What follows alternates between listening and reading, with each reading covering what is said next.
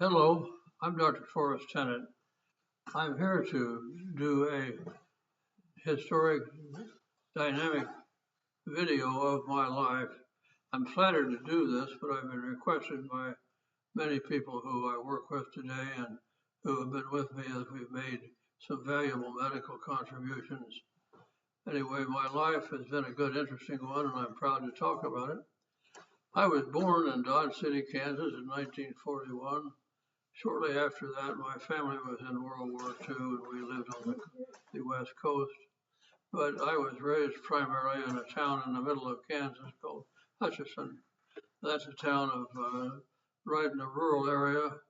And my boyhood and teenage years were terrific. It was during the 1950s and it was a great time. I spent my boyhood time like a lot of the kids those days.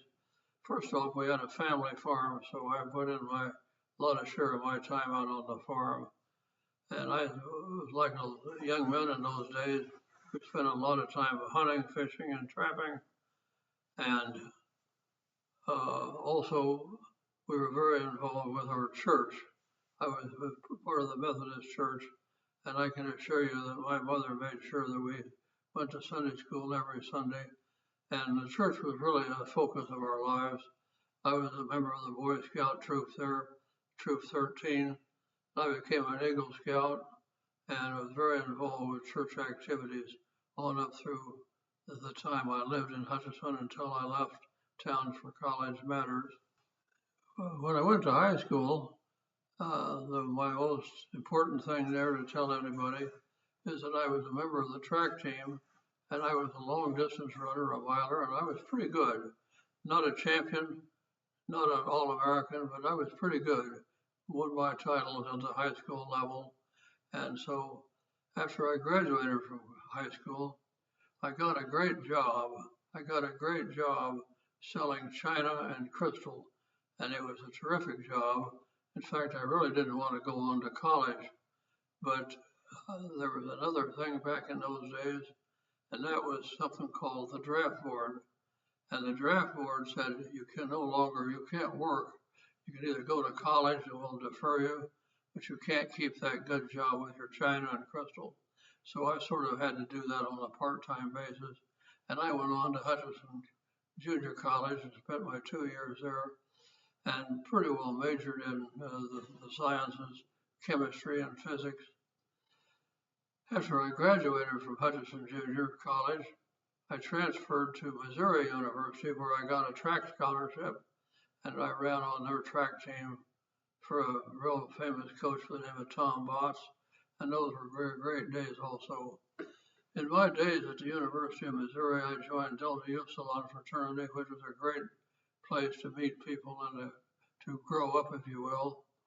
And I also studied primarily their chemistry, but I've also had to spend a lot of time in journalism because Missouri was known as the best journalism school around. So if you enrolled at the University of Missouri, you were going to take some journalism courses, whether you wanted to or not. But those courses helped me later on, since I do mostly writing these days. During my time at Missouri University, I frankly wasn't quite certain what I wanted to do. I thought about medical school, but I also thought about going into full-time real estate. And my decision was made very easily. The United States Army came along and said, we want you to go to medical school because we need doctors, and we particularly need doctors who have a good solid background, and we're going to send you to medical school. And so I got accepted to the University of Kansas Medical School, and I went there on an Army scholarship. I was like any student there, nothing really stand out in my mind except Kansas Medical School. At that time was a great school, and they primarily tried to turn out physicians who were going to serve the rural area. It was a very family-oriented orientation, and they had some great teachers there that I'll never forget. In my senior year of medical school, we went through a rotation at the Kansas City Children's Hospital.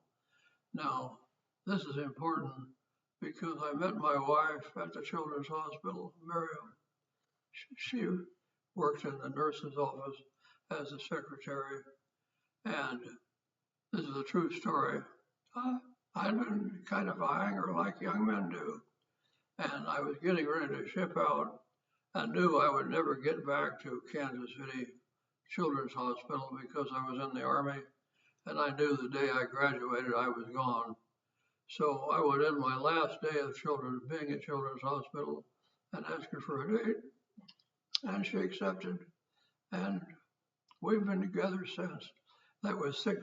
We've been married now 60 years, so I can't say enough about that day when I walked in the nurse's office and gave her a proposition that she accepted. So anyway, that was my greatest happening there at the Children's Hospital in Kansas City. When I graduated from medical school, I took an internship at Louisville General Hospital, and that was a great internal medicine internship. And the most notable thing I did there was meet a man by the name of Colonel Hoagland. That he was an Army medical officer stationed there at an Army base in Kentucky. But he was considered the world's expert on infectious mononucleosis. And he got me very interested in it. And I wrote a couple of papers on infectious mononucleosis. And at that time, I didn't realize that infectious mononucleosis was going to be a big factor in medical practice later on in life, not just for causing the kissing disease, but causing a lot of autoimmune diseases. So I spent my year there in Louisville, Kentucky, and then I transferred from there to Galveston as the University of Texas Medical Branch, because I was just getting ready to go on active duty. And when I was at the University of Texas Medical Branch, knowing I was going to go in the Army, they gave me some special assignments, like spending some time at the leper colony in Louisiana and at the big general hospital in New Orleans, and to get familiar with tropical diseases. And I went on into active duty in about 1967, and as I finished preliminaries there in San Antonio, I was assigned to Brooke Army Hospital, and my first job was to take care of our Vietnam veterans who had an infectious disease in country, and they were flown into San Antonio for treatment, and that was my job, was to take care of these odd infections from Vietnam. I was there only a few months, and then the Army sent me to a town called Aschaffenburg, West Germany, and this turned out to be a wonderful experience. The Army had many medical bases there in Germany at the time, and each one of them had little hospitals or dispensaries, very well equipped, and you could practice excellent medicine there in the Army in Germany in those years. That would have been in the 60s. And anyway, while I was in the Army, I got very interested in, first off, drug addiction. A lot of people know that soldiers in Vietnam got into heroin, but they also got into methamphetamine and heroin in Europe. And I became very interested in addiction. And I volunteered to get involved and set up the first clinic for addicted soldiers there in Europe. And also I was doing a lot with the urine testing. And so as I got interested in that, I felt I wanted to kind of continue researching along that line.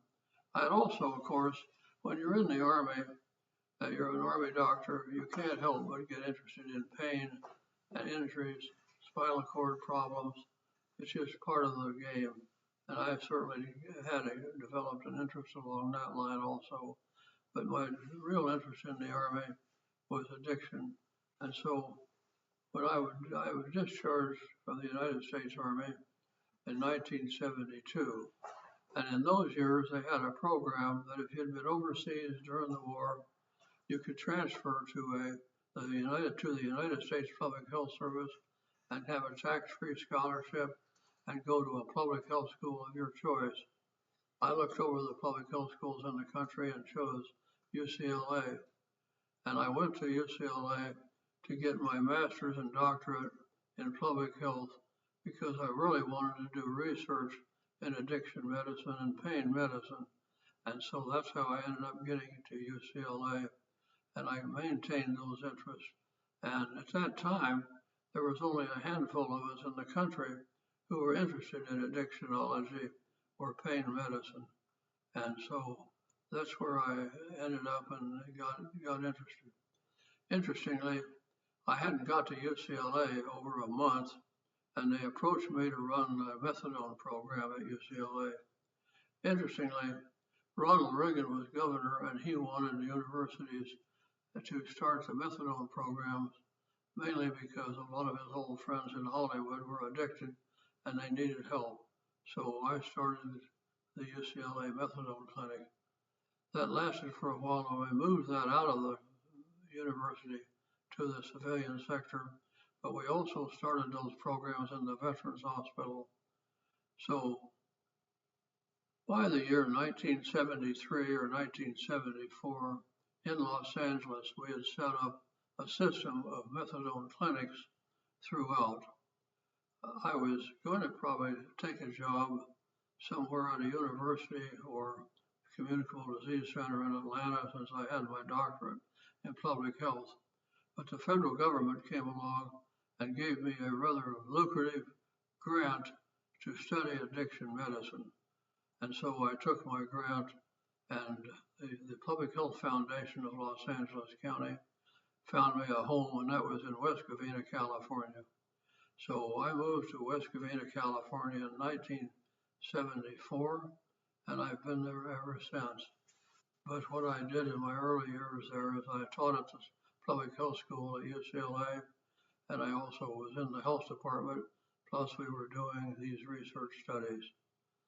I'm going to close off this particular segment because I'm going to come back and start another segment on what happened after about 1975 and when we started getting into really the research and the development of the things that have occurred today. I'll see you next stage.